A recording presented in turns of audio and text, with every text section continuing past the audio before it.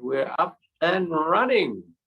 So it was a good session, and we managed to cover a bit, even though I dropped out. But this session, we're going to delve a bit further into that kinetic energy thresholds for different crash types. We'll do that at intersections, particularly, try to analyze a bit more about kinetic energy, how much the human body can handle in different crash types. We'll look at characteristics of intersection that align highly with safe system principles and mid-blocks. So a mid-block just being the term for a section of road between intersections. And we'll look at what aligns highly with safe system principles there. Don't forget to count your wallies, of course. But you will remember at the end of last session, we talked about exposure and likelihood and severity. And we will be using those three components of risk in some little activities I'll get you to do during this session.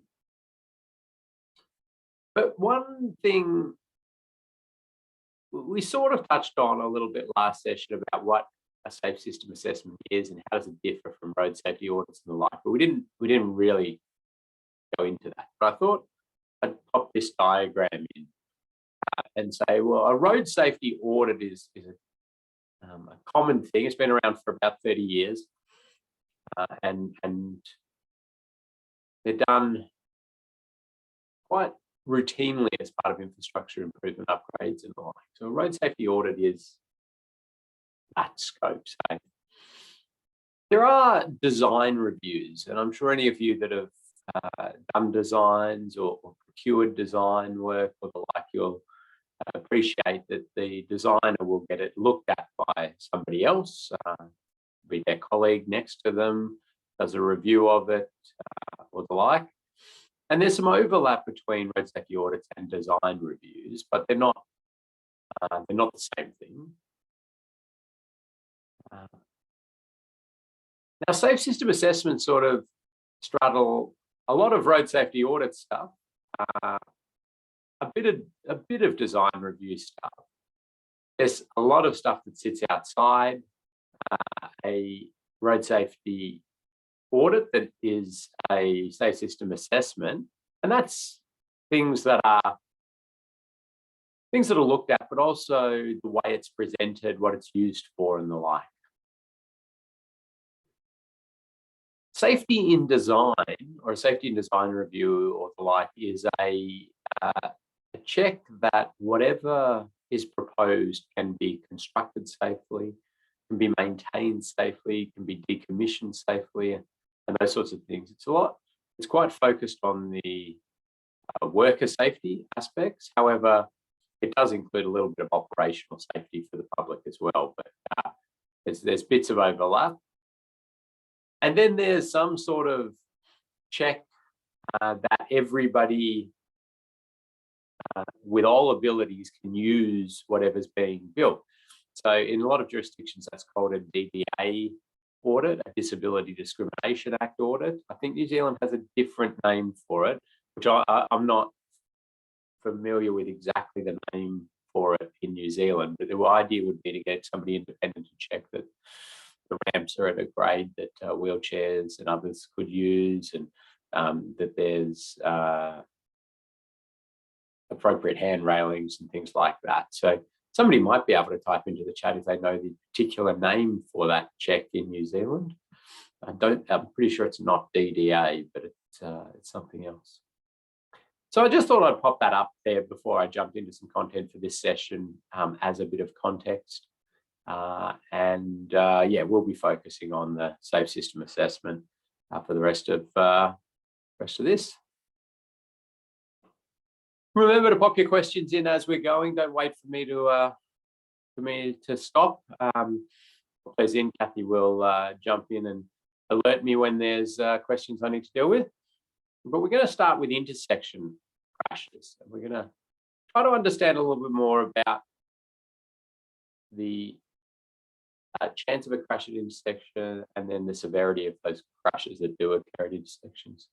So we know that intersections are a point on the road network where risk significantly goes up at at that point. And the risk of crash at an intersection can be this type of crash, as you can see here with vehicles colliding. Of course, it can be a vehicle striking a pedestrian or a motorcyclist or a cyclist going through there, and there's elevated risk of those happening at intersections.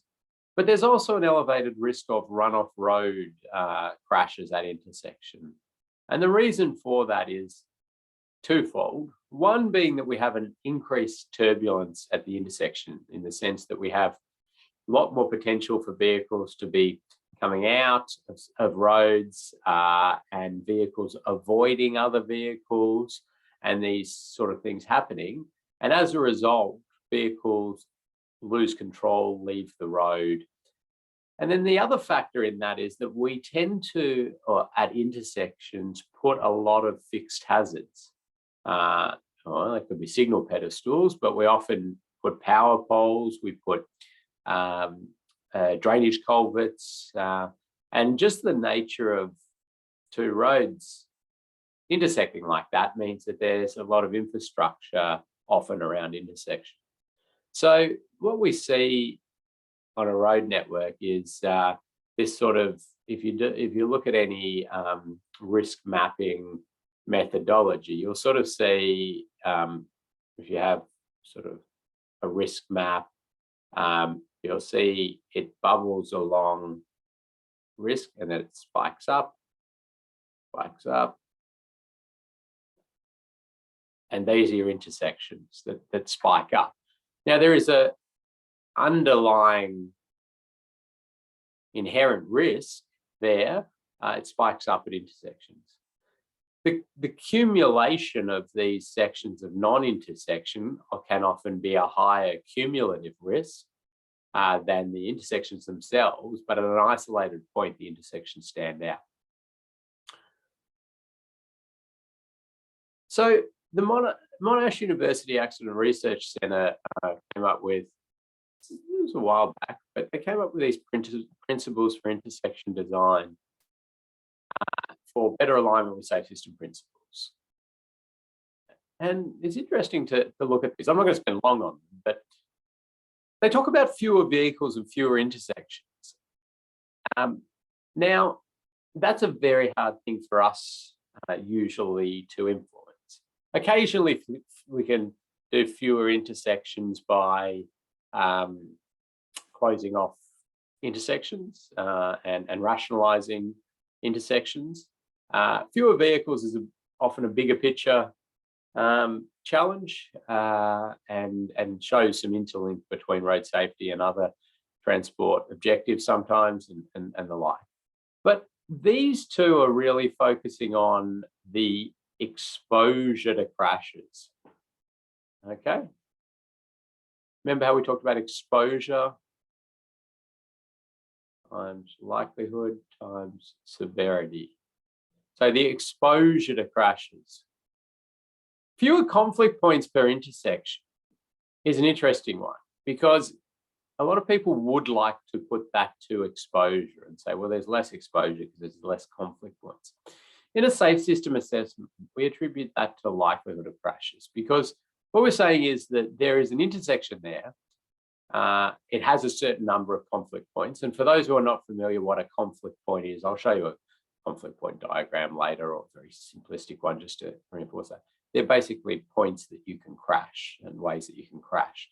So fewer conflict points at an intersection. If there are still conflict points left, there is the ability for the crash to happen at the intersection. It's just less likely. And so that's the reduction in the likelihood of crashes. And there are these little nuances in the way we've split out exposure and likelihood from traditional risk, but likelihood, exposure. And then we get into all of these things associated with the severity of crashes. So these are based on the biomechanical or biomechanically tolerable levels, the amount of force that the human body can handle. And they've made these general calls around that, 90 degrees, 50 kilometre per hour. Where you can get more angle on that, the speed can come up. Now, this is for passenger vehicles, okay, crashing at an intersection. So that's, I'll come back to this one about the angle in a second. Unprotected road users, we're talking about 30 km/h or below. And then if we can't get those, we need to sort of re-look at how we're operating this intersection. But this B here is that sort of idea that if you crash like that, but I'm doing a little vector diagram here, cast your mind back to your year 11 physics. The energy is sort of pushed into the vehicle. But if you're able to crash more like this, you get more of the energy bounces that are pushed out to the environment. So you can imagine that, because it's more of a sort of side swipe style crash. If you're able to crash a bit more head on, the energies are worse in that particular crash type. However, the passenger vehicles are very well designed for that frontal crash, with crumple zones, airbags, seat belts, all these frontal impact engineering that it comes into play, and we know that there are a bit more survivable than the direct side impact crash. So these things all sort of come together, and I've tried to provide you a number of different tables and diagrams, but you'll remember that gradient color chart that I put into last module, and that's tried to distill a lot of this down into something fairly easy for you to use as a reference sheet. But here's some more ones. So 50 km/h is the maximum impact speed at that 90 degree crash. Around the 60 is on your angles between 52 to 28. So they're the ones. Now that's from ChemX, which is the kinetic energy management model, and it's a specific sort of tool you could use to analyze the kinetic energy of crashes. Now, in a safe system assessment, you would not need to use that tool. I mean, it is not that refined and precise an assessment methodology that you would be doing this kind of biomechanic or kinetic energy modeling. You're simply looking at generally what's the crash angle, and generally is it within tolerable levels or not. 70 km/h for sort of the head-on and rear end sort of put into that as well. And then it says here that 80 km/h intersection is not feasible to operate an intersection at that speed at grade, meaning if there's actual possibility of crash. That's true, but I suppose the point that should have been clarified in this diagram is that this is delta V. So that's change in velocity, not direct speed. So what I'm saying there is if you have a vehicle coming in like this and a vehicle coming in like this, well, they could actually be going at quite high speeds, as long as the difference in speed is not outside these parameters, depending on angle of crash. So the first crash there, if this one was going at 110 and this one was going at 100, we know that transfer of energy in that crash will not be will be very tolerable for all involved in the initial crash, because it's the change in velocity.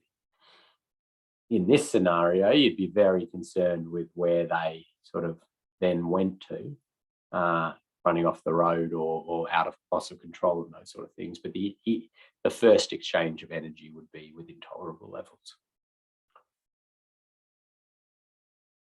So in a safe system assessment, you can sort of think broadly about, if there's a new intersection being built like this one here, you can sort of think, well, what are the angles the passenger vehicles are going to crash at? And you could, do it in CAD and come out with some specific angles if you wanted. But you don't need to be that precise in a safe system assessment. You can sort of just say, well, okay, they're going to come out there and struck there, and that's about a right angle, isn't it? That's about 90 degrees. Okay, precisely at 104, but about 90-degree crash angle. And the reason for that is that in practical reality, vehicles are sort of going to come out there in all ways and forms. And when the crash happens, it's not going to be a direct strike. There'll be people trying to avoid, and it's be quite chaotic. So I'm happy that there's a bit of a range here. So we can sort of say 90 degrees on that. And you go, oh, well, that's going to be a very shallow angle crash as they've managed to get to the other side and they're turning. So I'm sort of already saying that over this side, sort of 60 kilometers per hour, and this side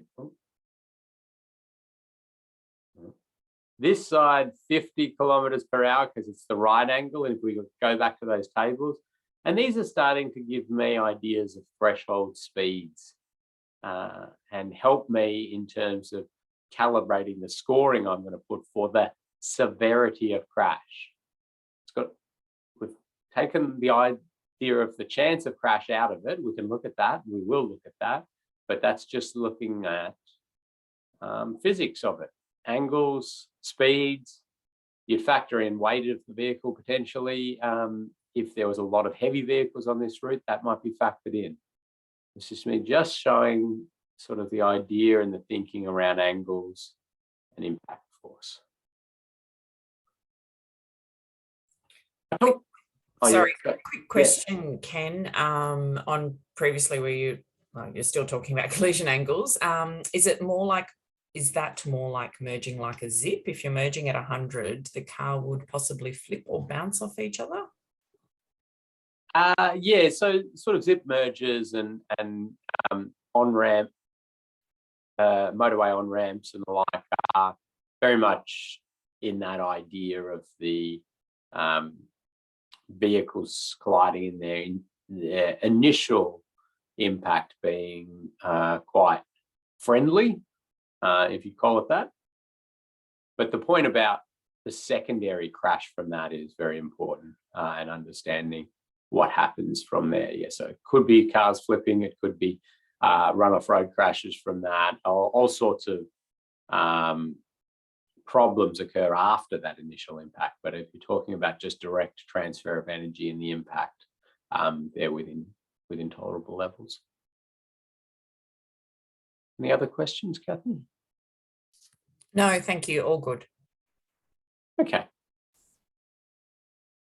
Yeah, so the other point to make is there are those secondary impacts associated with intersections or on-ramp points and the like. And so those of you who know the Austroads Guide to Road Design really well, or the New Zealand supplements and those sorts of things, know that there's certainly at the end of a overtaking lane, at the end of an on-ramp, and the like, you'll provide a larger run-out area, sealed shoulder area and the like.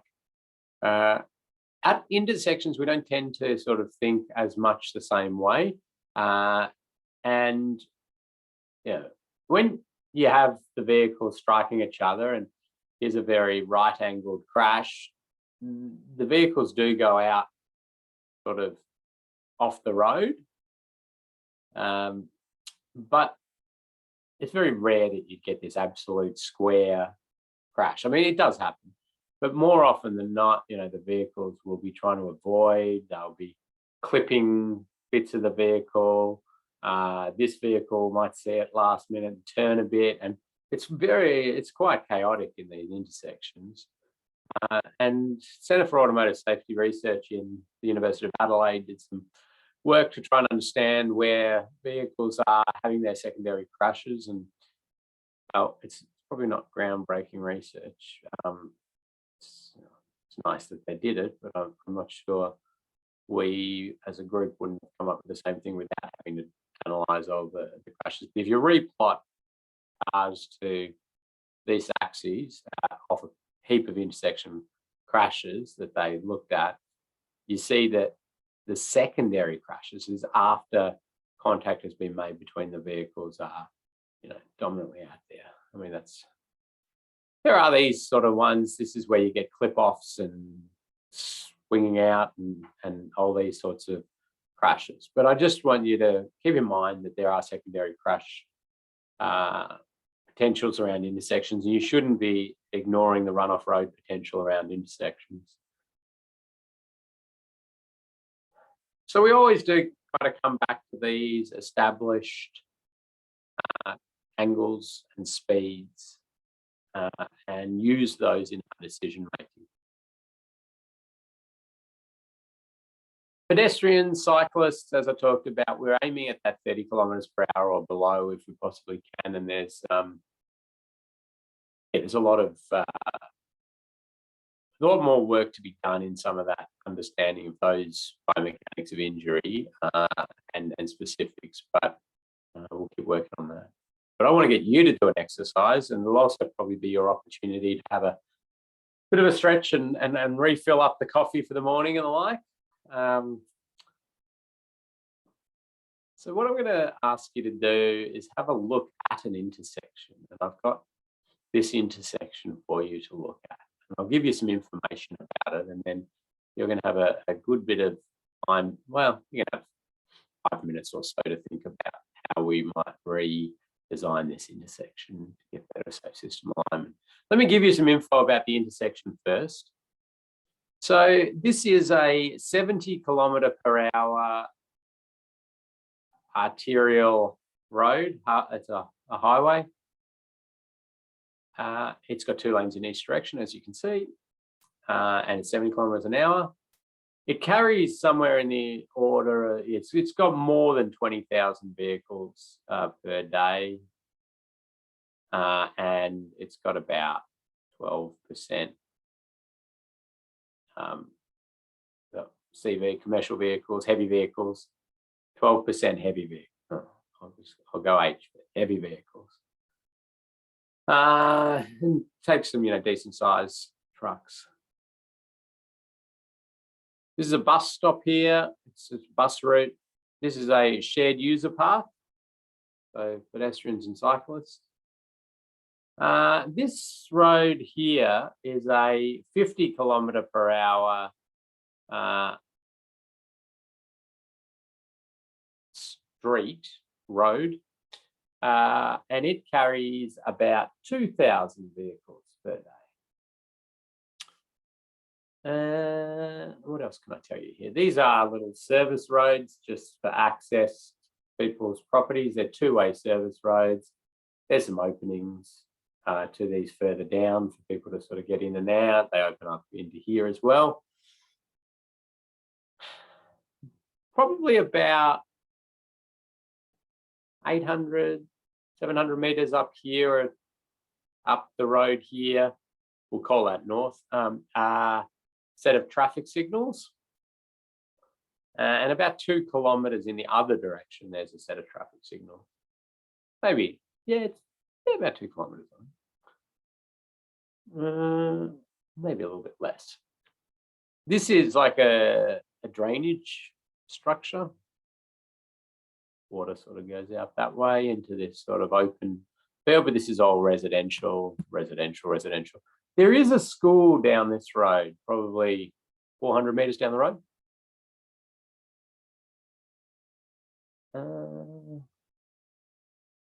I'll show you this from, I suppose, the street here on the road. You can see there's the bus stop over there.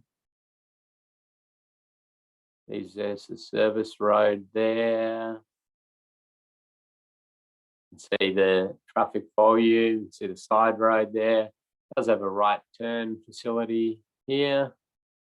Let's have a look from the other direction. So there you go, that's the intersection. There's the intersecting road there. There's that shared user path that I talked about. That's the drainage sort of structure thing. You can't quite see the signals, but they're way down off there in the distance. See, there's a bit of sort of shoulder that's kind of bike lane-ish.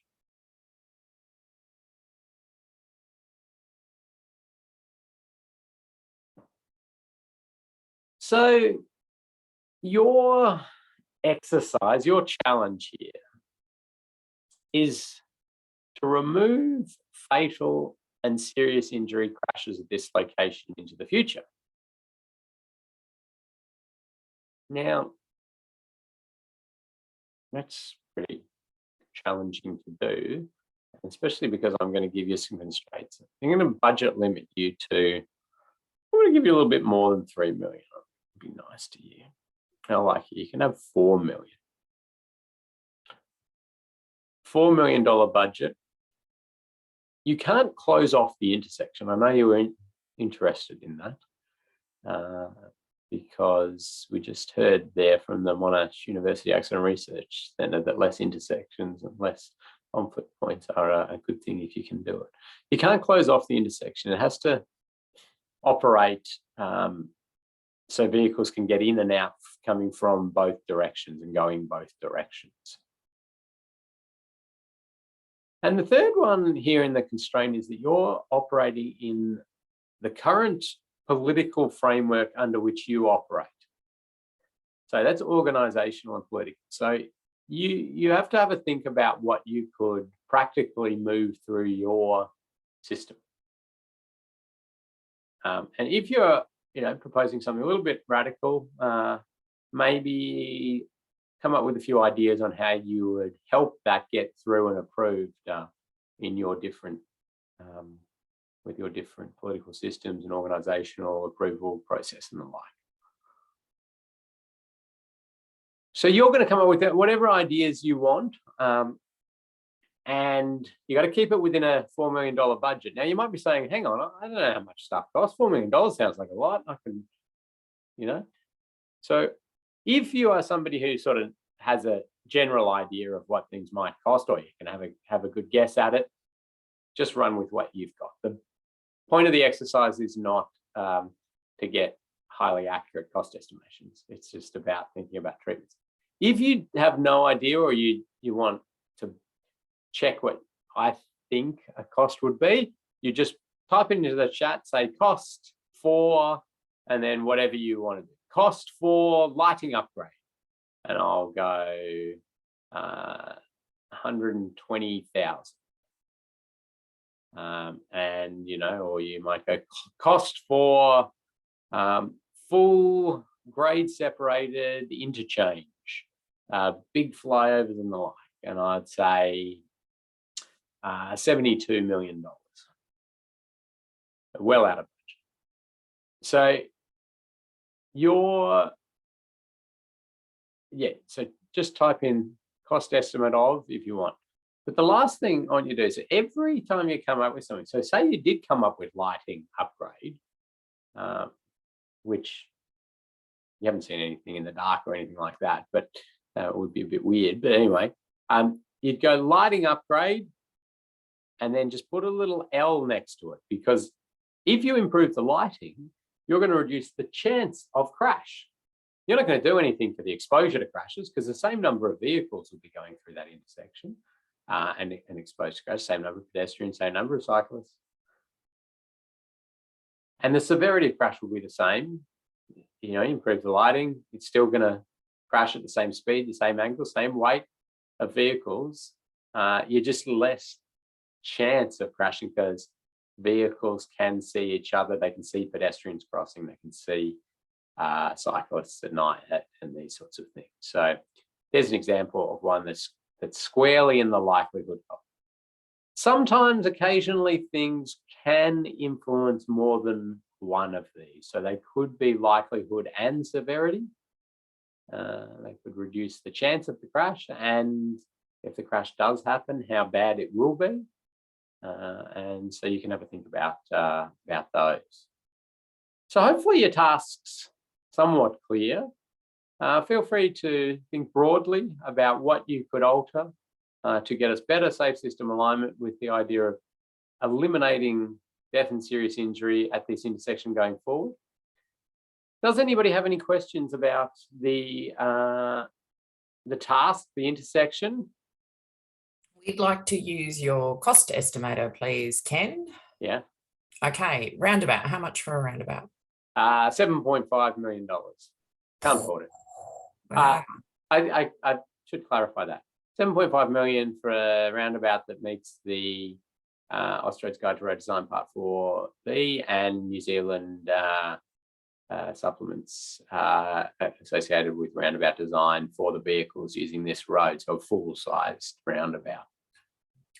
Okay, thank you. What about the cost for a roundabout and raised safety? Oh, so that might be separate. Roundabout. So we've got the roundabout. What about for raised safety platforms? So I'm just jumping into the chat as well there. I think they're looking at a roundabout with raised safety platforms. So on the approach to the roundabout. So Okay.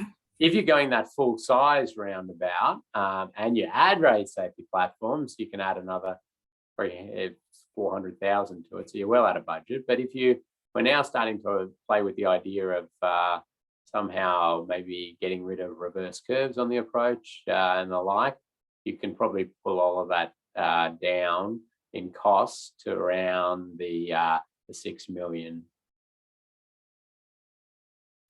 Thank you. So there's no signals in the existing as we are at the moment. So what would cost for signalising this intersection be?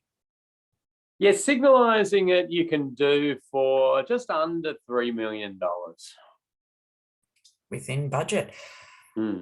Okay. What about the cost for an intersection ahead sign? Well, we'll go with $1,500. So the sign itself doesn't cost much, but you've got to get out there and install it. So that's a little bit of work to do there. Change your supplier. How much? I'll pop out and do it. The moving the bus stop cost, please. 200,000. Okay. And cost for a raised signalised intersection. Well, that's about 3.5. Oh, a little bit more than 3.5 million. Oh, 3.5 million. Yeah, sorry. Yeah, it's not 3,500. Sorry. Yeah. Okay. I think that's all the cost questions so far, but do keep them coming in. Have a think and a break. And what are we saying, Ken? 5 minutes? 5 minutes, but I do really stress that when you come up with your ideas, and you can do multiple things, but for each one of them, put that exposure or likelihood or severity next to it. That's what I'm really wanting to see, okay? But yeah, I'll give you a good 4 minutes. So have a stretch, fill your water up, and jot some ideas in, and then we'll run through it. Thank you.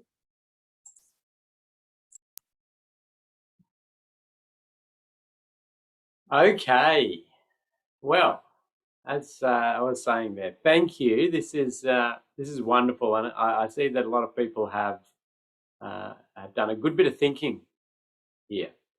So we've seen a few people as I'm scrolling through these wonderful project development ideas there, that a number of people have looked to signalise the intersection, and they've said that will reduce the likelihood of crashes. And that's right. You've done well there in terms of the thinking around what is that going to influence. The signalisation, as I said last module, we attribute to the reduction in the chance of a crash. Now, there will be some crashes that occur at the intersection that signalise that are less severe than had the signalisation not been there. So maybe people are braking late and then they crash at lower severity. But what we are focused on is the high end ones, the ones that are still at speed and the like, and the same angles. So we had a couple of questions we might have missed in the sea of ideas that came in there. One was around banning turns, which we'd said in the briefing there. We can't ban the turn's got to be able to turn in and out from both directions, but it's good thinking. So banning of a turn movement, so maybe the turn in, for example, would reduce the likelihood of crashes under a safe system assessment. You've still got plenty of crash types that can occur at that intersection. You've removed one of them, so if you removed one conflict point there, or maybe a couple of conflict points, but that's a reduction in the chance of a crash, the likelihood of crash. So we had some people talking about moving that bus stop. They weren't happy with the positioning of the bus stop, and most people seem to have rightly said that that will reduce the likelihood of crash, and that's right. We move that. We're not eliminating exposure to crashes associated with the bus re-entering or the like. It's just if you position it better, it will reduce the likelihood of crash. So that's good. Okay, there's an idea. Some people do want to improve the lighting. Maybe I'll pop that into your head as an idea. The lighting's actually really good down there, but you haven't seen it at night, so it's a fair thing to investigate. Okay, so we've got some people interested in a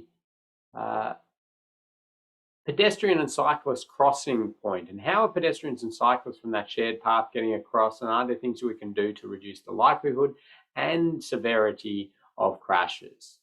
And this is where I'm starting to already see a number of ideas coming in around raised treatments. So we did see raised signalised intersection as an option in there. We saw raised pedestrian cyclist crossing points. So these are great ideas. And the raising and then that slowing of vehicles is going to reduce both the likelihood and severity of crashes. Well, the actual just a raised platform of some description is attributed to the severity of crash. Complementing it with signalisation or the like is reducing the likelihood of crash as well. Electronic signage and to reduce speed, reducing the likelihood of crash. Yes, if we can get the speed reduction down, we're probably also going to reduce the severity of crashes as well. So.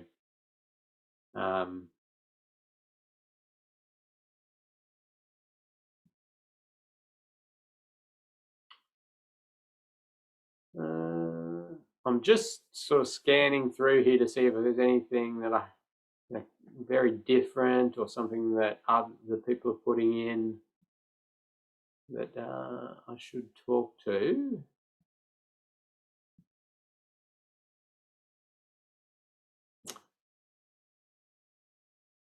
Okay, so removing the median as it is and putting in some sort of barrier system would reduce, well, depending on the type of barrier system, would either eliminate exposure to head-on crashes if it was a barrier type we thought really wouldn't be breached by any vehicle, or would significantly reduce the likelihood of that if you were interested in that as a particular crash type.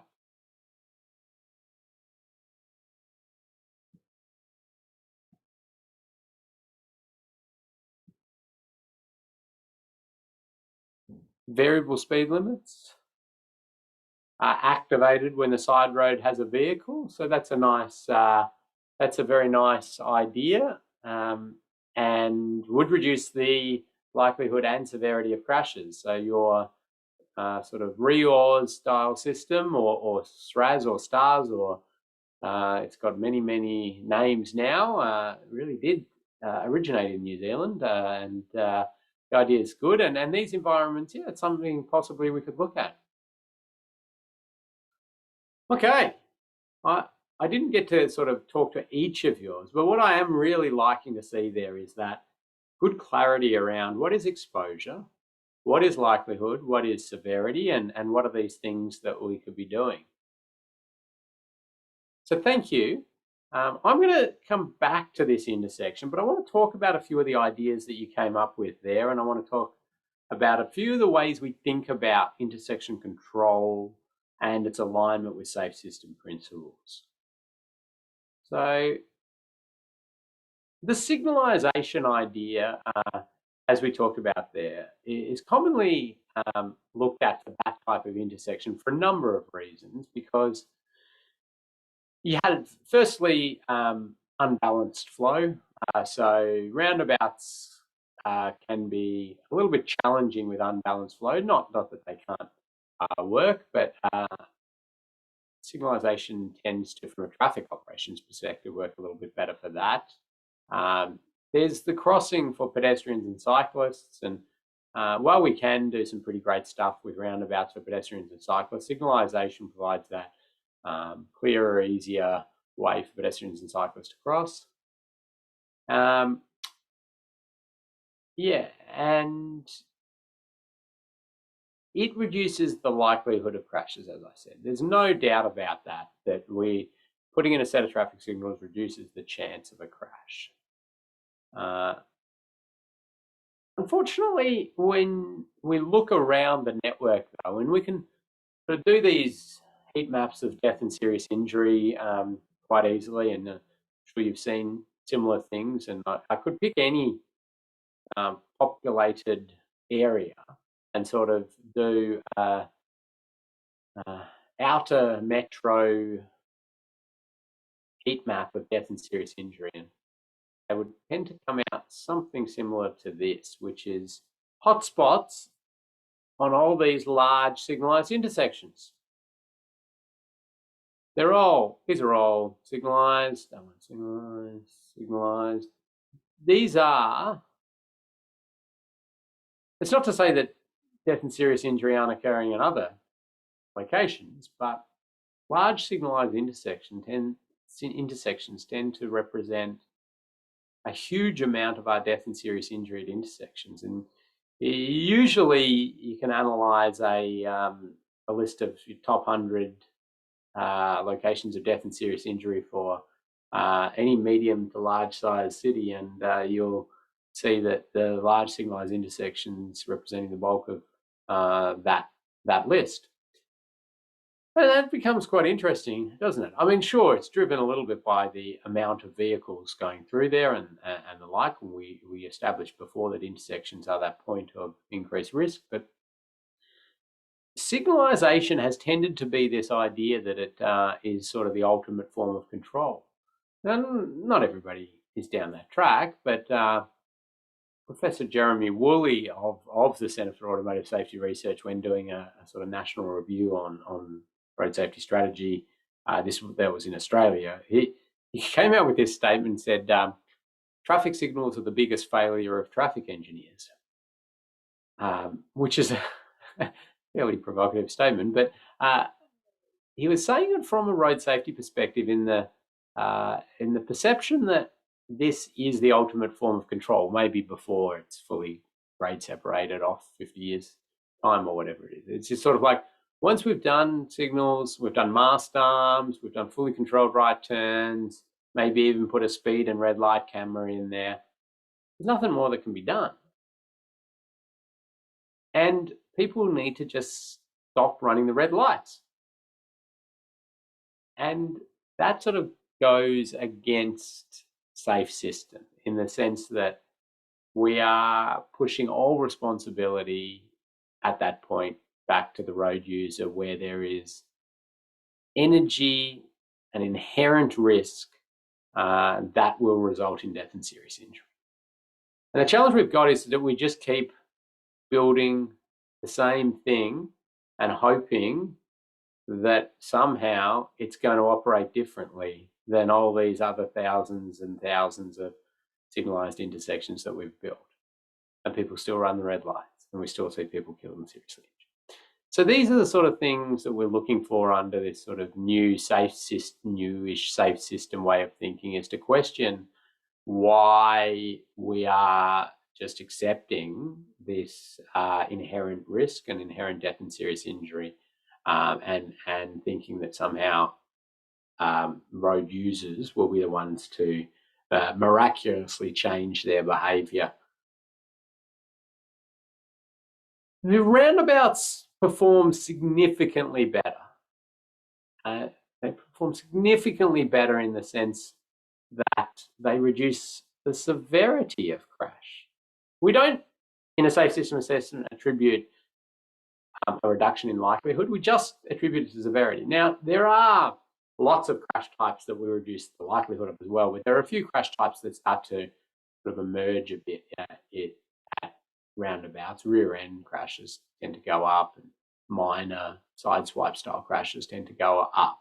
But they are also low in the severity, or lower in the severity. But the overall road safety benefit is huge. And most of you, or some of you, will certainly know from crash reduction studies and those sorts of things that we generally attribute a roundabout to somewhere in the order of 80% reduction in death and serious injury compared to a set of traffic signals, which is about a 40-45% reduction in death and serious injury. And one's achieving the bulk of that through lessening the chance of the crash, and one's doing that through lessening the severity of any incidents that occur. And the roundabout is far superior from that road safety perspective for passenger vehicles. Now, yeah, the practical realities of being able to put a roundabout at that location you were looking at, and some of you are onto it very quickly, asking costs and the like. And really, the one of the issues has been the land take, the size of the area that we need. Sometimes this is a fairly straight approach, but sometimes we do reverse curves on the approach to roundabouts. It's got to be this sort of big area for a large vehicle to turn around. And they can be very costly, and then there's lighting requirements on the approach and throughout and in the middle, and drainage requirements, and the land acquisition, and the cost starts to go quite high. There's also this idea of unbalanced flow, and roundabouts tend to operate better when you do have somewhat balanced flow coming in from each direction, so it has its circulating efficiencies and the like. I do often say, though, to people, don't be too deterred by unbalanced flow, or necessarily use that as a reason why you wouldn't be doing it. Because I do always like the idea of metering a roundabout. And you can meter roundabouts when they start to get to a point where they are, by metering, I mean, you put a pedestrian crossing across here, a signalised pedestrian crossing across here, and put maybe a couple of loops in the road back here, maybe one there as well. And you know then when this leg has queued back to here, that can trigger the pedestrian signals here, stop these vehicles coming in here, and give a chance for these to flow out, and then off you go again. It also often provides a nice facility if you've got a separated bike pedestrian facility or something through there. You can get some nice wins. So you can do some pretty exciting stuff with roundabouts from that perspective. But why do they need to be that big, I suppose, is the question. Why do roundabouts need to be as big as they are? And I mentioned there because you need to get large vehicles around them. And also there is a bit of trying to create horizontal deflection. So making people go around something is a really good one. But these little UK style roundabouts, and there are some of these similar sort of things floating around in New Zealand and Australia, and you might sort of see them. And why on earth would this do any advantage in road safety? Well, the big advantage you get is the fact that nobody approaching this intersection believes they have ultimate priority. So they approach and slow down and look around. This is kind of this one's kind of the UK equivalent of a four-way stop, isn't it? And that perception of ultimate priority can be a real problem. So your main road traveling along, and you've got side roads entering, the driver on the main road will be fairly much going at the speed that they've been going and with the attention that they've had for a long time, because they have priority and they don't need to be switched on. Now, we would like them to be more alert when they're going through intersections and the like, that they have priority, but often they're not. So this disruption of priority can be a highly valuable thing in reducing the chance of a crash. So it's an interesting one. This one obviously is very much that most vehicles will completely drive over it to make their maneuvers, but that's not really the point there. It's not about having it so they have to go around it. It's about utilizing it as this breakup of ultimate priority.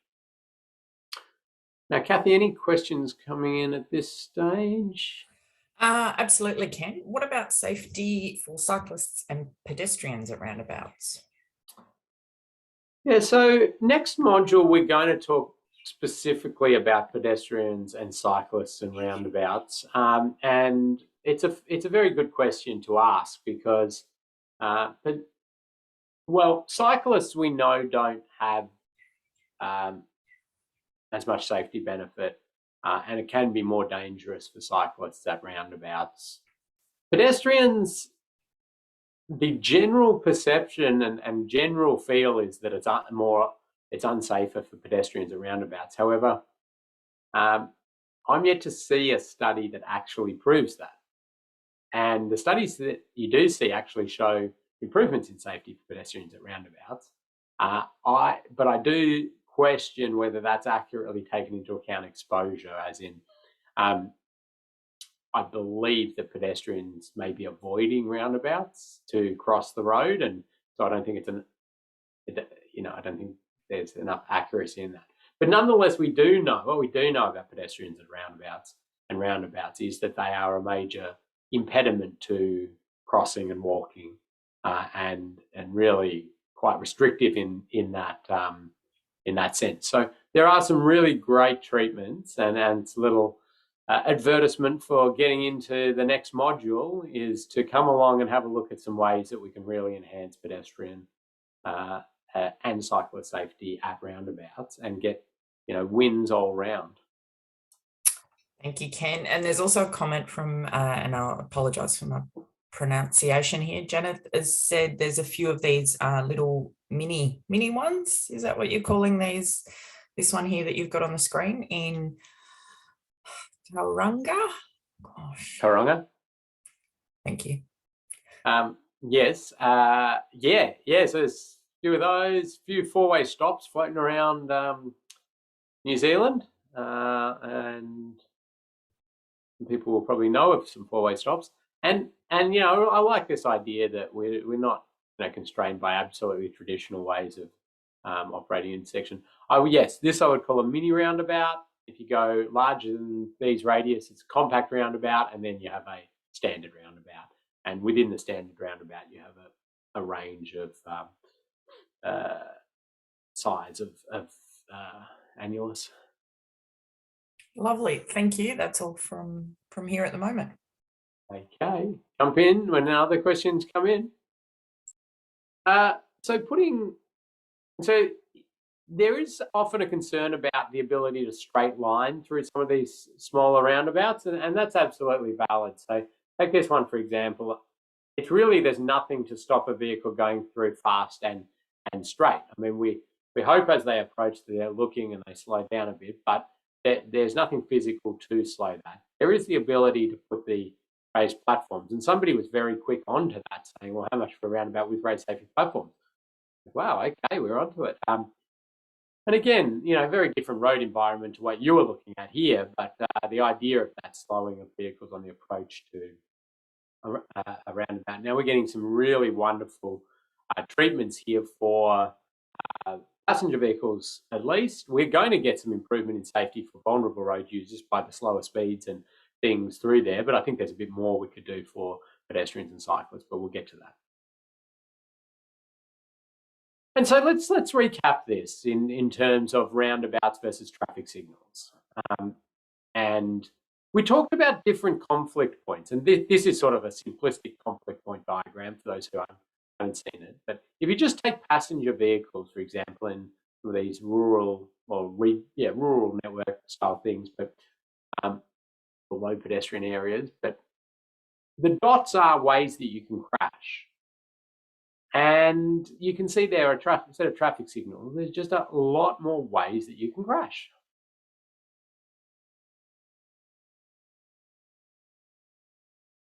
One we didn't talk as much about here is the angle of impact. So at roundabouts, people tend to crash in this more friendly way. The angle of crash impact is far superior to some of the crash impacts that can happen at signalised intersections in that more right angle style crash. And this third one's an interesting one, which is that people drive in all states of consciousness. And gee, we'd love them all to be alert and compliant, like looking around, had a good night's sleep, not drug affected or alcohol affected and the like.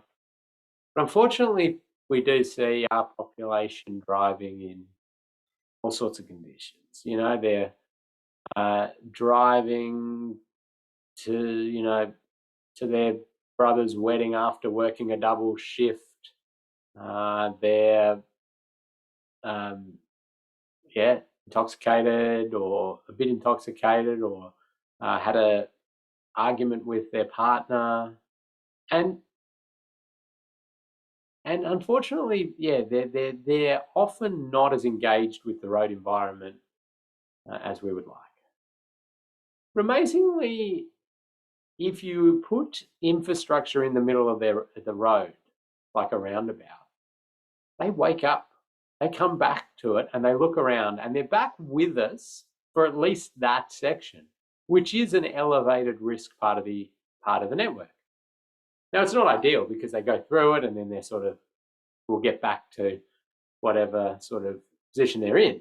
But a set of traffic signals does not do that in anywhere near as meaningful a way.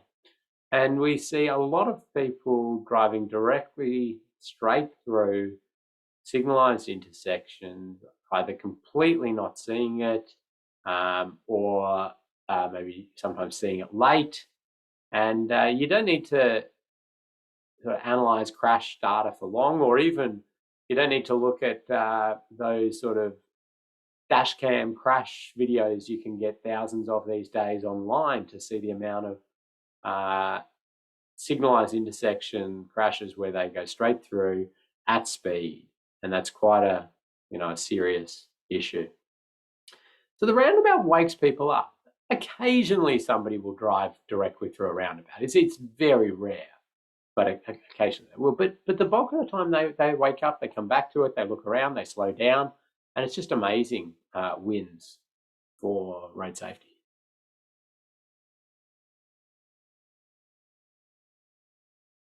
So roundabouts come in different forms, and we've got single lane roundabouts, double lane, triple lane roundabouts.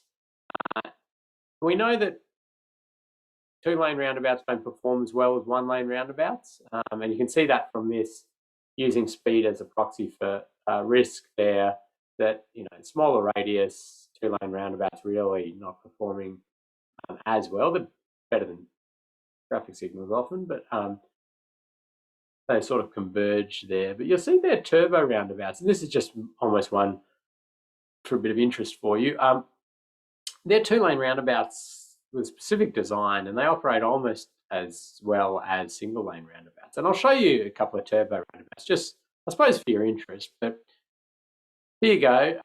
You can see a turbo roundabout, and what the unique part of a turbo is that it has a raised concrete separator on the approach and through the roundabout. So if you want to go right, you got to get yourself in that right turn and you get into your slot and you go around. And what it does is it stops that sort of straight lining through the roundabout. It stops some sideswipe, specific sideswipe incident type things happening, and keeps the vehicle speeds quite low. So they're quite good. Here's another picture of a turbo a little bit closer so you can see. And there's another thing I really like about this picture, and it's what's going on here. And it's the fact that that truck has entered the roundabout and the white car there is approaching it. And I can look at that and go, yep, that'll be fine. So that'll be fine even if that vehicle hits this vehicle because of that angle. And I know that the speed's going to be down because this white vehicle has had to navigate this movement. That's quite a radial roundabout. You can tell it's European from the radial nature of the roundabout rather than we will often do a very tangential roundabout in Australia and New Zealand, won't we, where we'll sort of hook it in there. So it's almost a quicker run, but nonetheless, still the angles are good and there'll be a slower speed. So I like that because mistake has been made, but the infrastructure has meant that mistake is not going to result in death and serious injury. However, if a mistake had been made and it was a cross signalised intersection, maybe we'd see less chance of mistake, but mistakes still happen, and then the severity of the incident could be staggering.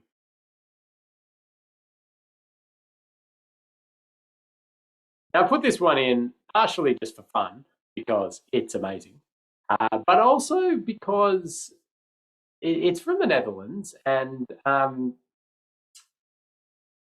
talked to a Dutch engineer that we had over, and we were talking about had them over to do some cyclists at roundabout work, and we were looking at different roundabouts, and I popped this one up and said, this is fascinating to me. Like, the size of this is enormous, and it looks very complex, and in Australia or New Zealand, we would probably just have a large signalised intersection, maybe a grade separation at some point if we could possibly afford it, but it would be a large signalised intersection. And the Dutch sort of engineer sort of said, well, just to signalise it, at what speed? And I'd say, well, it'd probably be 70 kilometres an hour or 80 kilometres an hour. And he said, well, but what about all the death and serious injury to your community? How could you accept that? And he just could not fathom that you'd possibly operate a signalised intersection at those sorts of speeds. And this sort of thing would be, this is more preferential because you're going to slow vehicles down. They're going to have better crash angles. He also did explain that when you're actually down there on the ground, it's far less complicated than it looks from up here. But nonetheless, it's a bit of fun. But it is signalised, and the idea being that a vehicle approaching here is going to have to slow down, navigate, better angle through this higher risk point.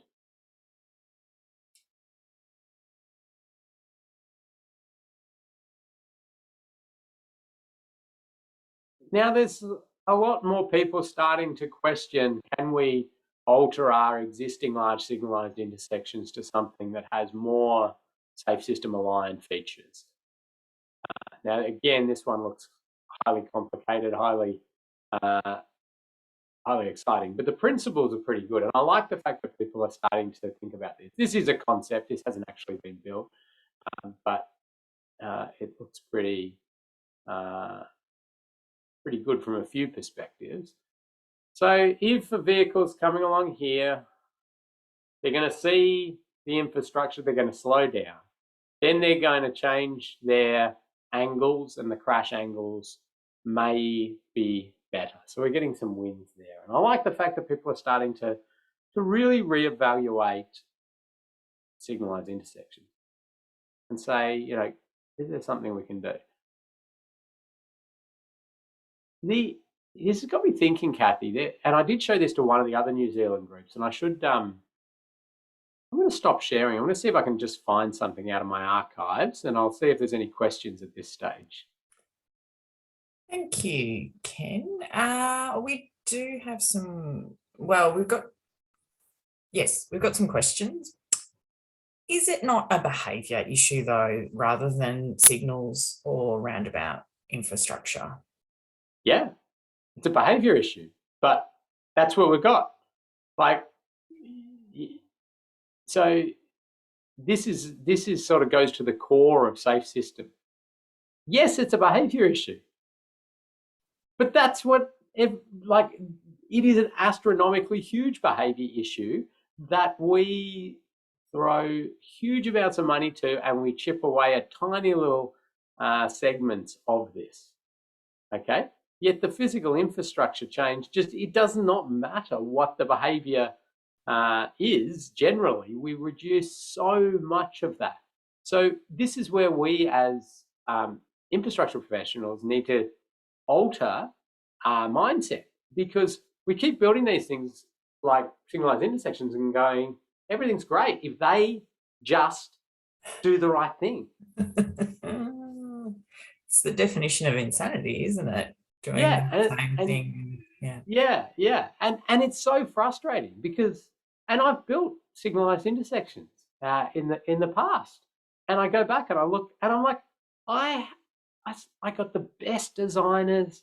We did road safety audits. This thing was so good. I was so proud of this. And people have been killed and seriously injured at it. I'm like, well, yeah, it's so frustrating. And you look at them and you're like, they've just ran the red light. But the thing is, we can keep doing that. Yeah. Anyway, so that, like, I don't disagree with the point that it's a behavioural issue, but it's just one we're not going to rectify. We will continue to make small gains in that, and we're going to work harder at it, and we're going to continue to do it, right? And we're going to continue to invest in that. But the idea that we'll somehow magically transform the population to stop running red lights, we're just kidding ourselves if we go down that track. So we've got to, like, and any other industry would not stand for this. Yeah. Like, they don't go, your workplace health and safety. They don't just go, no, we've got an inherently dangerous area here and it's a behavioural thing. So, we told you not to put your arms in that machine. Stop doing it. And we keep building the machines like that. No, we start to go, gee, okay, we've got to change the whole setup here because this is not working. Anyway. All right, good rant. Put people off asking questions. What about signalised roundabouts? Do signalised roundabouts help? Yeah, signalised roundabouts are wonderful.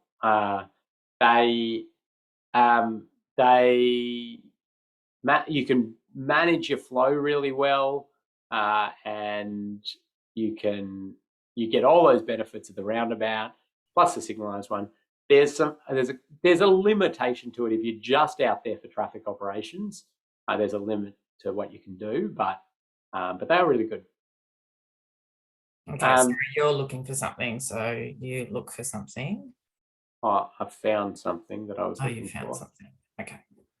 And I'm glad the question was, or the point was brought out, because that is sort of one of the things we're trying to say, is that we as system designers need to start stepping up and taking responsibility, because otherwise we'll just be the same stuff. We'll continue in 20 years, we'll be still dealing with exactly the same stuff.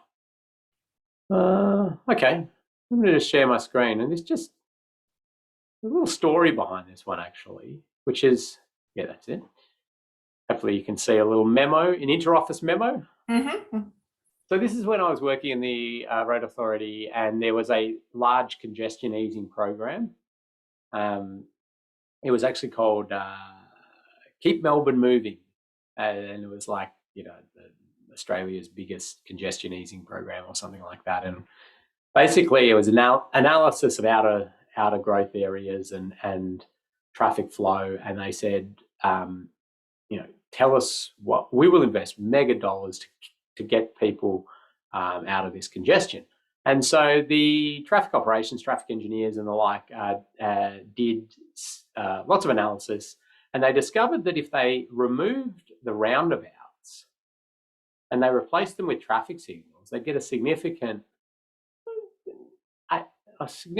they would get a reduction in congestion during peak times. And it really came out quite favourably in what they were trying to achieve. And so I was with a colleague, and they started developing up their designs of removal of roundabout and replaced with traffic signals on these outer suburban arterial roads. And they were sent through to us in the road safety department for technical road safety assessment and road safety audit we were doing, and a road safety, how does this fit within our objectives and the like. And we would get those and we'd look at them, and they were starting to pile up. And then we'd do the usual check of, okay, we've got good sight lines. Is the lighting correct? Are they using mast arms where we need the line markings right? Have they catered for pedestrian desire lines? What's the bike facilities? All the usual, thinking you would do around a signalised intersection. But we also decided I started putting this memo on each of them. And so this is the road safety departments analysed this project as increasing crashes as follows. Project life, 20 years. You have to attribute a life to a project to get you to do your calculations on benefit and everything like that. But we used that and we said, number of deaths attributed to this project, 2.3. So put some little people there just to remind them we're talking about people. Number of serious injuries attributed to this project, 12.6. Statement of acceptance. The above trauma is accepted by, and then I had the little spot for the regional manager or regional director to sign that off. And we put that on top of the project and pop in the technical review, road safety audit, and have this memo and send it back.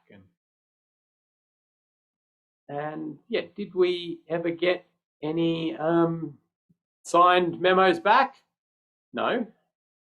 Did we get a whole lot of complaints? And did I get, yes, my colleague and I got dragged into the executive director's office and had stern talking to about the responsibility of a road authority and how that boiling it down to something as simple as that is inappropriate. And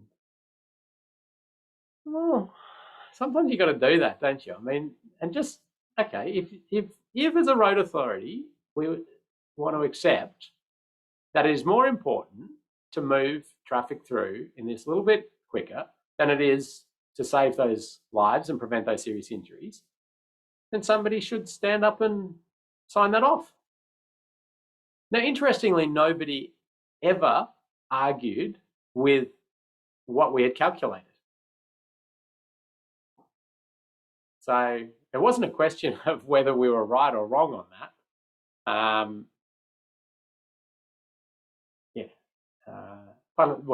Anyway, the reason I show that is a few reasons. It's to boil things down to us making actual decisions around the safety of our community.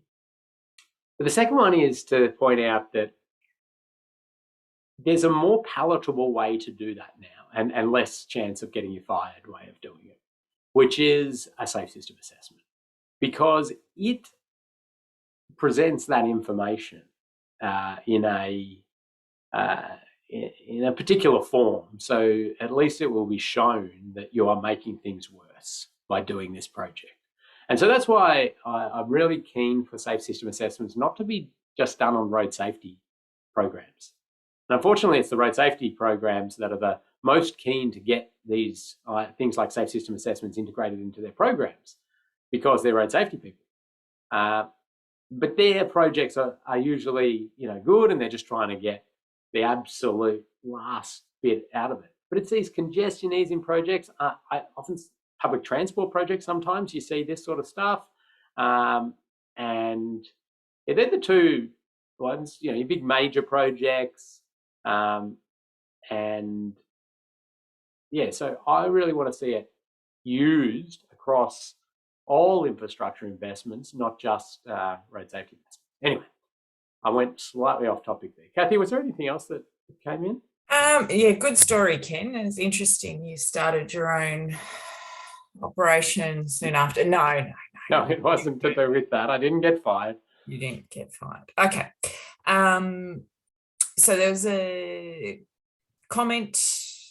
question about the earlier one about the smaller roundabouts. Impact angle for smaller radius roundabouts depends on the island between two directional traffic and the approach angle to the roundabout. Roundabout rule: no one enters when I'm not sure. No one enters the roundabout when a vehicle, but drivers do not consider. Can we have advanced lighting set up but not signal controlling this rule? Not sure exactly what the rule is. Advanced lights focused in a peripheral area. On the approach to a roundabout, possibly, yeah. Yeah.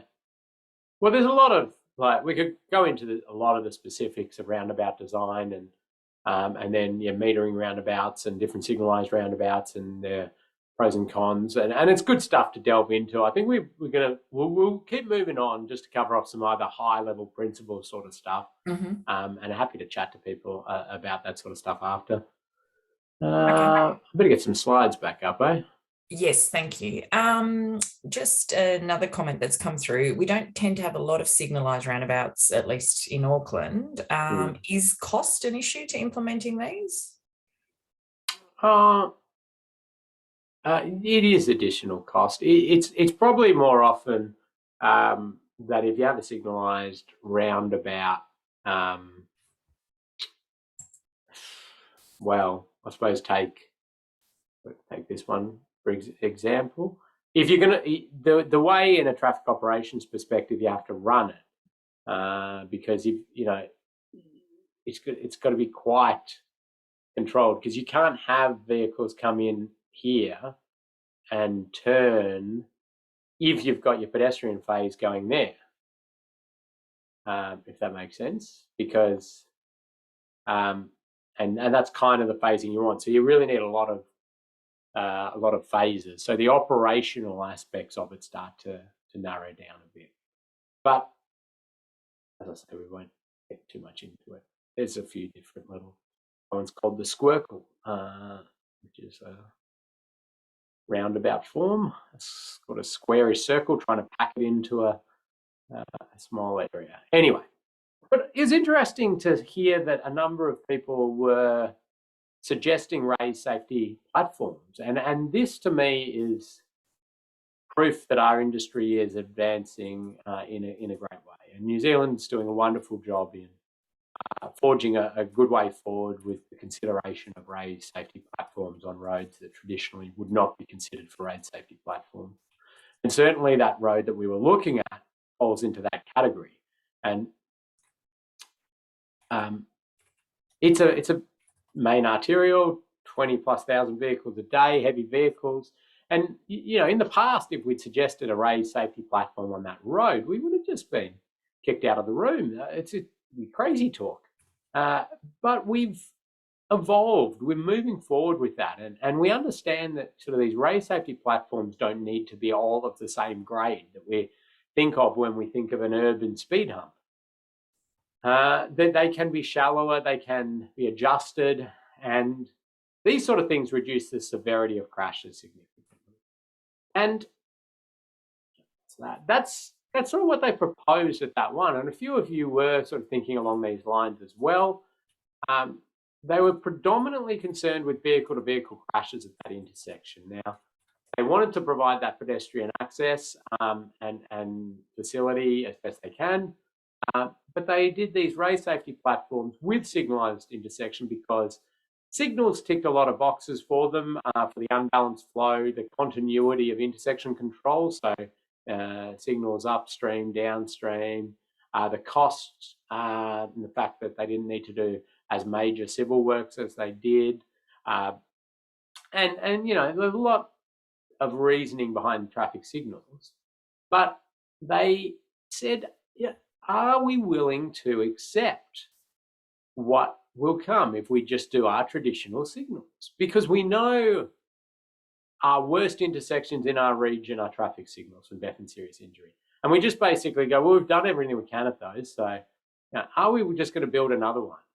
And they said, no, let's relook at it. And is there things we can do to influence the bullet vehicle speeds? The bullet vehicle being the one that's going to do the damage. The vehicles coming out here and going in here, they're the target vehicles, okay? They don't have the speed to do the damage. So they only needed to influence bullet vehicle speed, so I only went for these platforms on these approaches. And you can do that at a T intersection. If it's a crossroad and you're worried about bullet vehicles from all directions, you'd be thinking about fully raised intersections all around. So then they looked at this, and the theory here is that the signals are going to reduce the likelihood of crashes. This is something physical to navigate, which will, you know, really slow more people, and then we're able to reduce both the likelihood and the severity of crashes. And so that's what they built, and you see that one operating there, and advisory speeds of 50 kilometers an hour. Why 50 kilometers an hour? Well, that's the impact speed threshold for a right angle crash between passenger vehicles.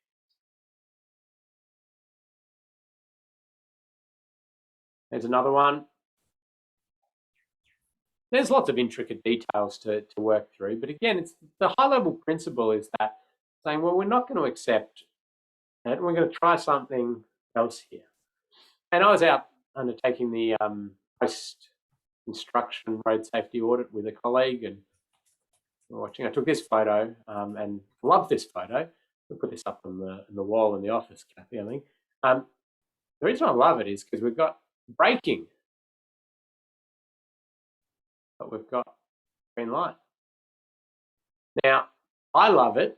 The traffic ops people hate it, but I always say to them, well, what? Why do you hate it? And they're like, it's so inefficient. Like, why are we slowing all of the vehicles when, you know, there's only going to be risk there 0.001% of the time? And I'm like, yeah, but if we'd put a roundabout in there, which was a legitimate option here, that'd all be slowing down all the time, and nobody would be sort of questioning the, you know, the efficiency of that as such. It's just that we don't, you know, we haven't done this before. It's not the way we do things. But I love it. They're approaching an area that we know has potential, you know, this energy potential, which is super high, well outside tolerable limits, and yeah, they slow down a bit and then they speed back up. And another spin-off advantage of these road safety platforms, which wasn't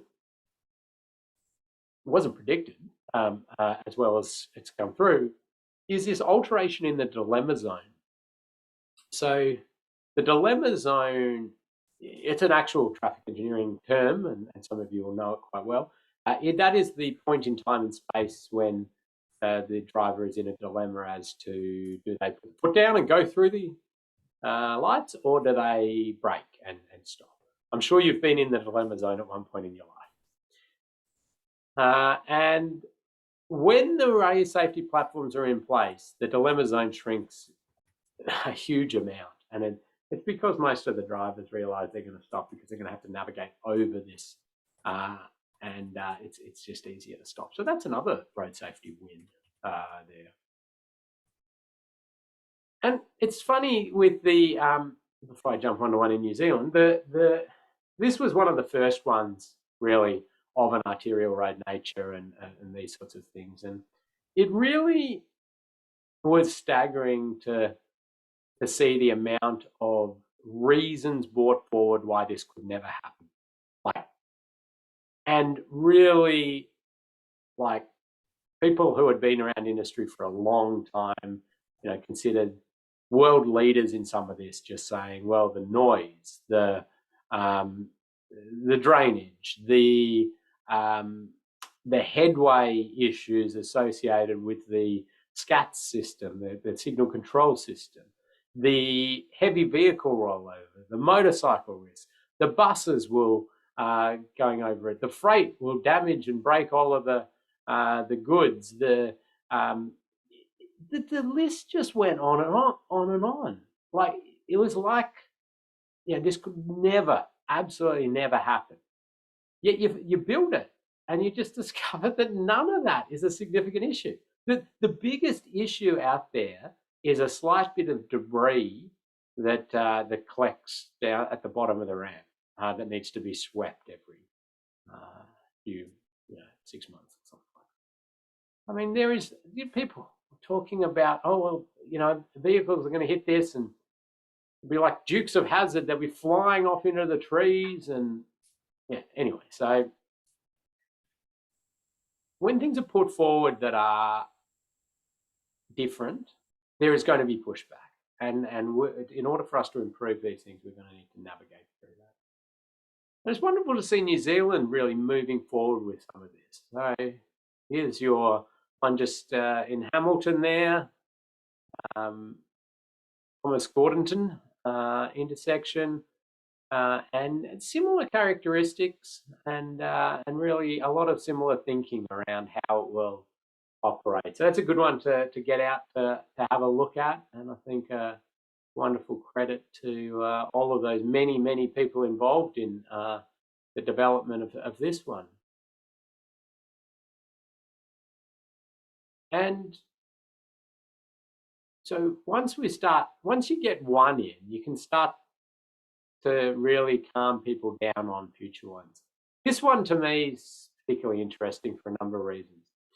First one is that this road here has over 50,000 vehicles a day, 52 or 54,000 vehicles a day.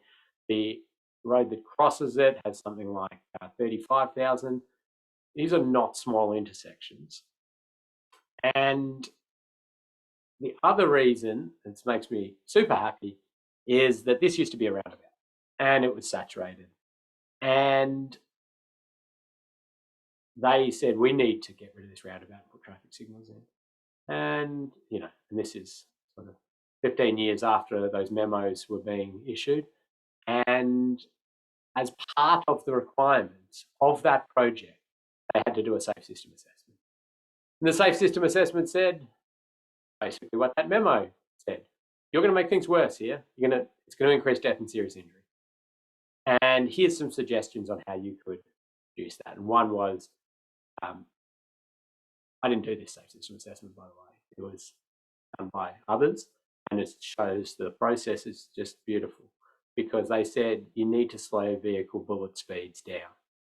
And one way you could do that would be to signalise the roundabout or to raise safety platforms in with that. And they looked at it and they played around with things and they tweaked and they handed it back to the assessors who said, yeah, now you've at least got it to keeping road safety the same or improving it a bit actually for pedestrians and cyclists. So we've got a better outcome for our community. And the raise safety platform went in as part of it. And so there you go. There's progress. We've had significant wins. And there's lots of good guidance. There's some Victorian guidance available out there, which I can point you at, which goes into some technical details around raised safety platforms. But the Austroads guidance, which was pulled together by some wonderful New Zealanders and lovely effectiveness and implementation of raised safety platforms, collecting good information, lovely Hamilton picture on the front cover. So yeah, really good stuff, great information in there, and something we shouldn't be shying away from. And it's time for us to, yeah, progress our industry forward by having this as a pretty much consistent treatment throughout a lot of our signalised intersections. I'll just briefly touch on a little bit more about roundabouts, and then I'll check in with Kathy if there are any questions. But I like this also thinking about, can we rethink the way we do rural roundabouts? And this is an interesting example where there's an intersection. It's high-speed roads on each approach, 100 km/h on each approach. Actually had reduced one of the roads to 80, but really high speed, high severity crash location. That's a telecommunication exchange building. Land is right up, close. So the idea of a roundabout just started to blow out in cost, and it was sort of $8 million plus that they were talking about, because they needed reverse curves, they needed, buy up all this land, they needed to move this, which was like $1.3 million in its own right, and it's just this cost was just going up and up, and all the lighting and that's where we can't afford it. Let's just do some things like right turn lanes and the like, and so I was saying, okay, we will reduce the likelihood of crashes. We're not going to do anything for the severity there. Maybe some more speed limit reductions, and then they're talking about 80 for all approaches, and that's helping reduce the likelihood, but it's not getting as good. And they said, well, can we do something else at this location? There it is. There, nice drone photo, and it's had a pretty serious crash history there of fatals and serious injuries, right angles, really bad sort of stuff. So they proposed a roundabout, but they decided to do it as a very compact, very small roundabout without reverse curves on the approach, and utilise, again, raised features to slow vehicles on the approach to the roundabout, in a very tiny little roundabout with a larger concrete apron, so larger vehicles could sweep over the concrete apron.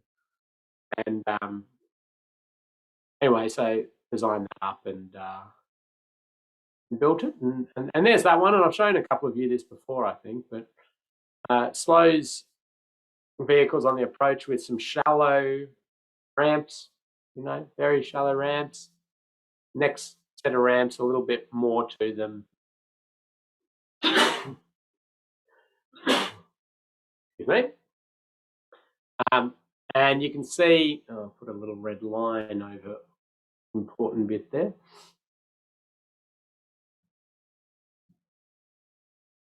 You can see that sort of very tiny little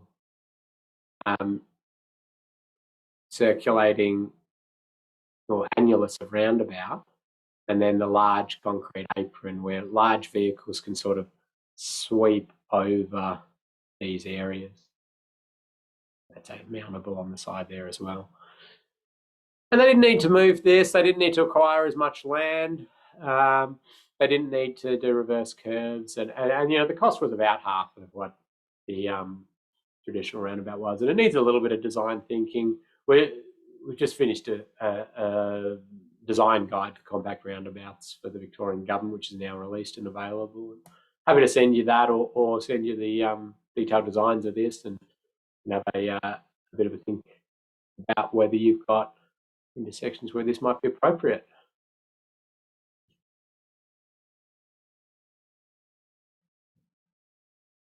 Okay, a little bit of a quiz, Kathy, and then I'll just plow through a few more things in our last 10 minutes, and then we'll have 5 minutes to explain our exercise. Thanks, Ken. Just a question that's come through from a customer perspective. How is one able to turn right into an unsealed side road?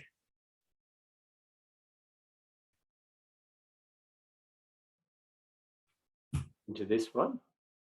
That's actually mountable there as well. It's a bit hard to see. You can drive over it.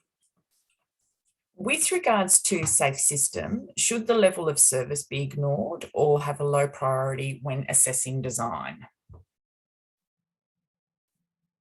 Well, level of service, first of all, I'd ask level of service for who and what do you mean by that? But I'm going to make the assumption that that's operational level of service for traffic, for cars, and that's the traditional operation, like level of service. Should it be ignored? Well, we want safe mobility.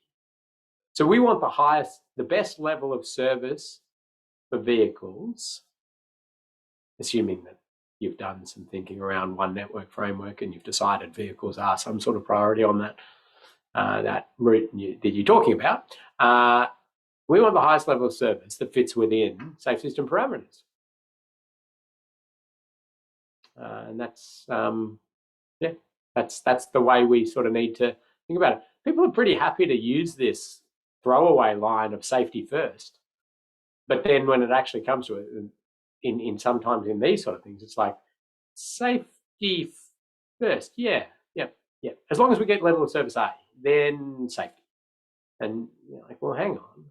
Well, what are our priorities here? And I mean, the reality here is that I need to make very black and white statements in a very short training course around road safety on what are excessively complex issues in the management of a transport system.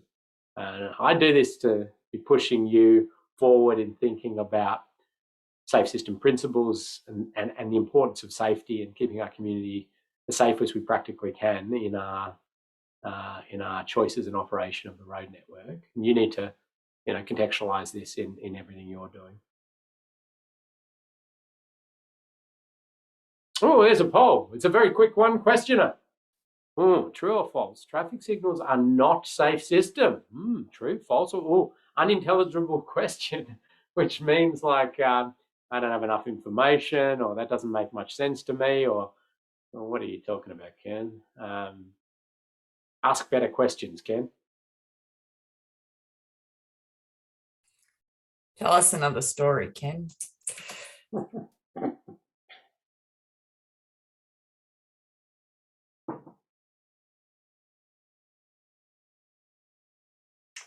So Kathy, if you can have the learning management system up and running, so we've got that assignment ready to go, because I'm going to fly through the next 5 minutes at record speed, unsafe system speeds I'll be traveling at through these slides. Oh, nice. All right, we might close that one off now. Okay, so traffic signals are not safe systems. So we had true, false, and unintelligible. People decided to jump on board with that. Well, I mean, I'd gravitate towards unintelligible questions for a couple of reasons. One would be that we don't like to talk about safe system in this binary sense. That is safe system or that is not safe system. It's a spectrum, and we talk about alignment with safe system principles. That's well aligned with safe system principles. That's not so well aligned with safe system principles. So that's one thing. Second thing is I've given you no context. And it's not the traffic signals themselves that are safe system aligned or not safe system aligned. It's the context in which they're in. So in that sense, I'd give true to is okay because you probably had a vision in mind of a high-speed traffic signals, and false, you may have been thinking along the lines of it's not the traffic signals themselves that are not safe system or safe system. It's their context in which they're in. And that's important. And I don't want people going out of this and saying, we must never do traffic signals again because the safe system says no. And that's not correct. It's about thinking about the energy, the speed. Have we addressed exposure, likelihood, and severity in the best ways we possibly can? And what is the practical solutions for that? And so, I put that up there to remind you of some of Thank you, Kathy. Well done. So a very brief discussion about lane departure crashes and this mid-block crashes. We just spent a long time on intersections. The principles are quite similar in the sense that we have these big, long, straight roads, and sometimes we have windy roads and the like. But there's a lot of long, straight bits of the New Zealand network which are divided by a centre line and have maybe some sealed shoulders if you're lucky, a lot of unsealed shoulders, and a lot of areas that are even a lower sort of standard of road than that. And then we've got roadside and we've got trees and culverts and power poles. Well, what we know is that a lot of people leave their lane for one reason or another. They fall asleep, they're distracted by something, they're texting. They fall asleep is a big one. And then the energies associated with leaving the road are huge. And we see a huge amount of the New Zealand road network sort of looking like this and lesser standard. And the roadsides are presenting all sorts of potential for energy to be transferred to the human in an excessively high force manner. And this is the side impact pole test for passenger vehicle. And this is the old one, 29 kilometres an hour. It's gone up to 32 kilometres an hour now. And that's really what our vehicles are designed for side impact pole, tree, and the like for. Let me show you here. This is predicted at 60 kilometre per hour impact speed with a vehicle hitting a pole, and this is pretty scary to me.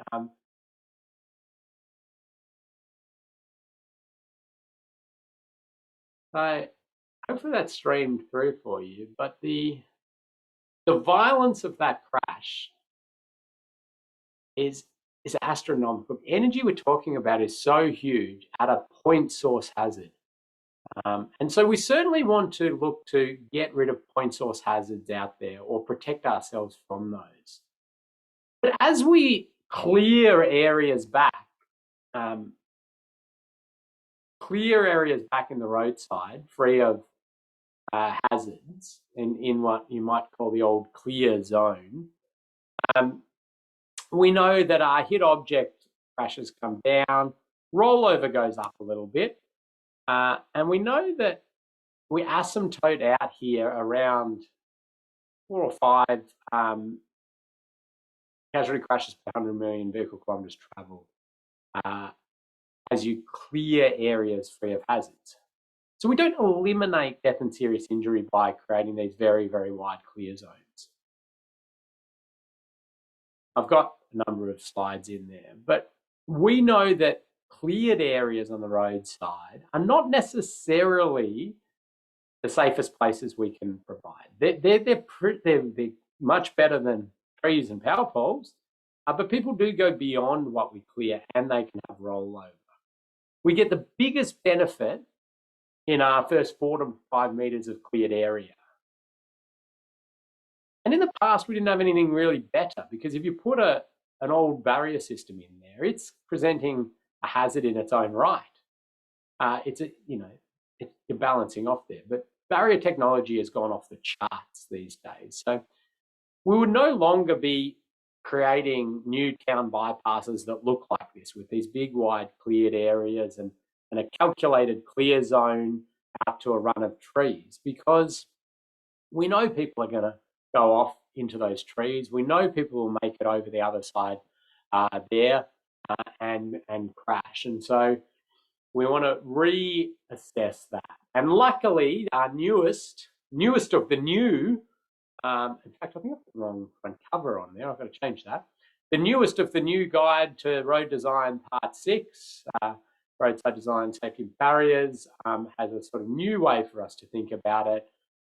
And this diagram's not out of there. It's an adapted, more cartoony one to try to, demonstrate it.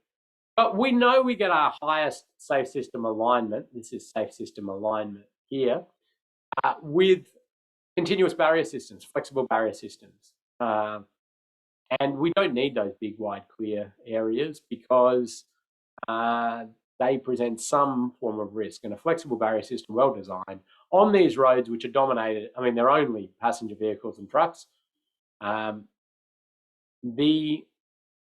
Somebody called it to me the other day, the bumper bowling of roads. You know, as people fall asleep and leave the road, they are going to hit a barrier and run along it.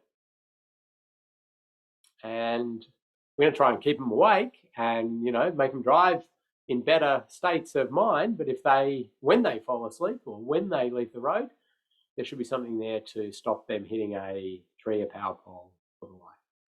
It sort of goes down. And I'll jump past the specifics on design of it because, you know, we run a 3-day course on barrier design, so we won't get into that. But what I will point out here is, no, I'm not even going to do that because we've only got 3 minutes to go. Kathy, over to you. All right, thank you. Just a quick question. Do wide clear zones encourage higher speeds with increased perception of safety to drivers? Yeah, that little bit of increase, bring up learning management system, increased perception of safety, maybe. It's, yeah, generally wider, clearer areas, wider roads create higher speed. Right, so what you're going to do is go into the learning management system and go to the assignment and click on that and get the Word document and go into the Word document. And what we want you to do is fill out anything that has a yellow highlight, okay? And so your name, and then you're going to pick an intersection. And it could be one that's, you know, out front of your house or whatever, or it could be one that, you know, is somewhere else because you don't need to go to it. You can just street view it. We're okay with that for this one. And you're going to then fill out the stuff on the next page. So jump to the next page. You're going to look at that intersection and you're going to say, what are the factors that are influencing the exposure to crashes at that intersection? And we want between 1 and 3 factors. Now, remember, exposure is the number of vehicles or the number of people or the number of, of cyclists or motorcyclists, whatever it is. So what's influencing that? So, you know, it could be, this is the major route to Auckland. This is, you know, there's a big shopping centre and then the train station's over there. So it's on the pedestrian side, so lots of pedestrians crossing there, whatever it is like that. Then you go and do the likelihood. Now, what is influencing the likelihood of crash at this location? Yeah, so that could be things like, oh, it's got poor lighting, or it's confusing, or the signal phasing's odd, or this, or, you know, or the sight lines are bad. So you put between 1 and 3 factors in there. Then you do the same for severity, and you say, well, okay, when a crash happens, how bad is it going to be? What's influencing that? You know, the speeds, the angles, the vulnerability of users, whatever it is. Then we just want you to come up with one thing, just one, that would alter that. So what's something you could do to alter the number of vehicles, the number of pedestrians, the number of motorcycles going through this intersection? What's something you could alter that would reduce the chance of a crash in the likelihood? And what's something that would reduce the severity of the crash? So you're going to fill that out. You put a note, like a link to where that intersection is there, just so when we mark it, we can have a look as well. And PDF it and hit upload. There will be an upload button there. It's not there for Kathy because she's in teacher version. You upload and it will be marked. And at the start of the next session, we'll talk through, and if anybody volunteers, they can talk us through how they analyze their intersection. Get in contact if you have any trouble with this, if you're confused. The instructions are in there. Download it. You've got to do it. It will be marked. And good luck. Thank you, Ken. Thanks, everyone. We're right on time. So it is really designed to give you some practice at making sure you know exposure, likelihood, and severity, which leads into our next assignment. But get in touch, get it in by Monday afternoon, maybe Tuesday morning. Ken will have a look at them before the next session. Have a great weekend. Bye, everyone. Bye.